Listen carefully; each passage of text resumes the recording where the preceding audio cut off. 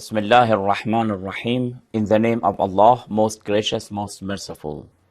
We're talking about the issue of family in Islam. In the family, there are a lot of issues that, from the Islamic point of view, they need to be discussed, and we very briefly talk about them. One of the matters is the relationship between a man and a woman, the husband and the wife.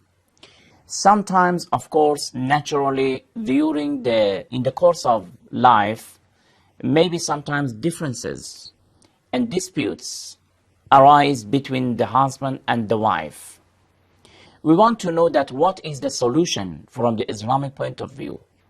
There is a verse in the Holy Quran in chapter 4, verse 35. This is one of the verses.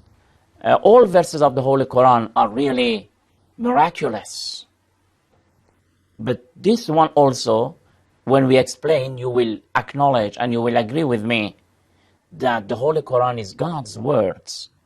Because apparently it is one line, the verse, but full of content, a lot of meaning.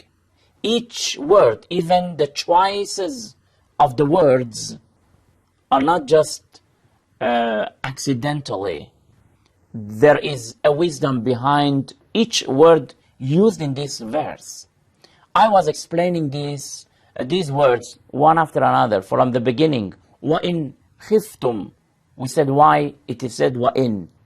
Then we said why it says khif. Khif means if you fear. Then it says khiftum, you. All these have meaning. Then it says وَإِنْ خِفْتُمْ شِقَاقَ بَيْنِهِمَا. The word shiqaq in Arabic, those who are familiar, it is different from the word difference. Sometimes we say that if there is any difference between the wife and the husband, sometimes we say if there is shiqaq.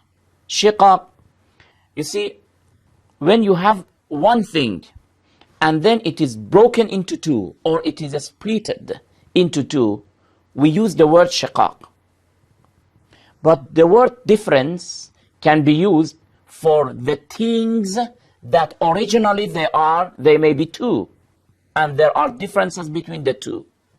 So the verse is implying that wife and husband, these two are one spirit, but in two bodies. They are as if they are one, and they must be one. When they marry, they should be so close, so relative to each other, as if they are one spirit, but in two bodies. And now there are some differences between them. This is like a shiqaq between them.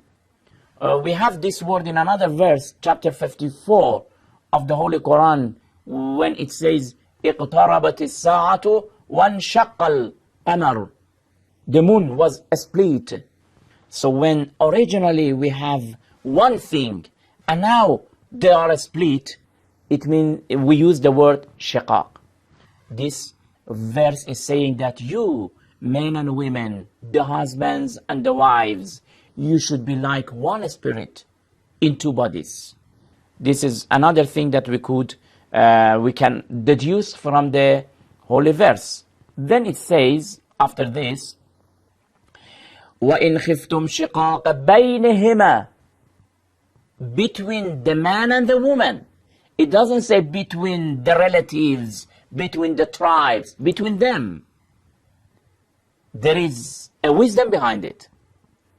The verse is trying to say that you mustn't allow the differences to be spread among the people, among the relatives, and then the relatives be divided into two parts. The relatives of the man and the relatives of the woman.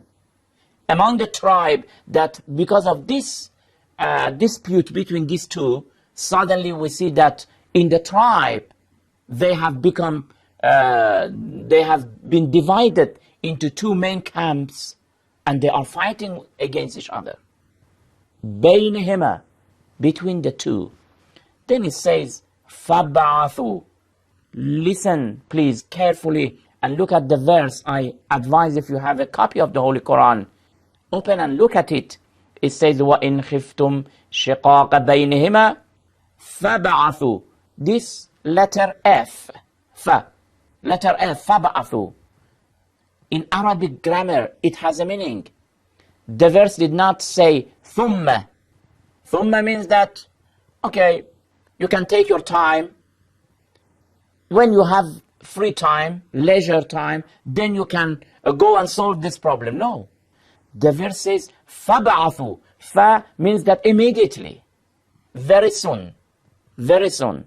So from the letter F, we can understand that those who want to take some measures to do something for making peace between them, they should be in hurry. They should immediately begin their efforts. Then it says, فَبَعَثُوا al-ba'ath. Al-ba'ath means to prompt them, to encourage them. You see, naturally, the relatives do not have any motive to interfere. And they say that this is not our business. Let them to talk together. Let them to dispute. This is not our business. But the verse says, فَبَعَثُوا. You should try to encourage them, to give them motive to come and interfere, not to be indifferent. And another verse, it says, فَبَعَثُوا حَكَمًا. An arbitrator. An arbitrator. This verse is one of the cases which show the equality between the man and the woman. Because this arbitrator should be chosen, one from the side of the man and the other from the side of the woman. It shows the equality between them, not discrimination, because they want to come and judge. So فَبَعَثُوا حَكَمًا مِنْ أَهْلِهِ وَحَكَمًا مِنْ أَهْلِهَا.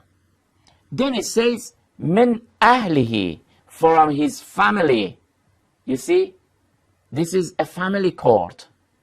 This is not a normal court. This is the way that the Holy Quran is suggesting. And this suggestion of the Holy Quran really help the families to solve their problems within themselves before to take it to the court and to bring it to the public. No, within themselves, they can solve the problems. We will explain about the usage of the word from his family and from her family. What is the advantages, or what are the advantages of this type of arbitrators? Inshallah, we'll explain in next program. Till then, thank you very much. Wassalamu alaikum wa rahmatullahi wa barakatuh.